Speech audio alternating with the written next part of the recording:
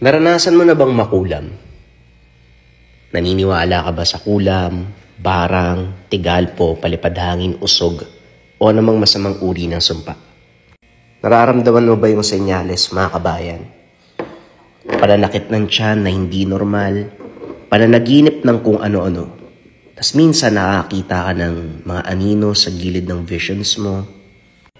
O hindi naman kaya, kabayan, nagkaroon ka ng kagalit na alam mo na meron talagang gagawing masama sa'yo.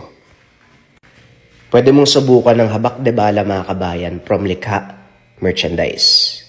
Kontrakulam, barang, tigalpo, palipadhangin at usog, o anumang masamang uri ng sumpa. Gawa to sa totoong bala ng baril na nilagyan ng 6 na sangkap ng 6 na antingero. Sila nagkonsagra, sila nagbasbas sa gamit. Buhay na to, mga kabayan, susuotin na lang. Gawa to sa totoong bala ng baril, mga kabayan, kaya huwag yun dadalhin sa airport, pero pwede to sa barko, pwede to sa mall. Kung nangangailangan ka ng pinakamalakas na gamit na depensa espiritual na mula sa likha merchandise, pwede mong subukan itong habak de bala. Kung interesado ka, i-search lang ang shop ng likha merchandise.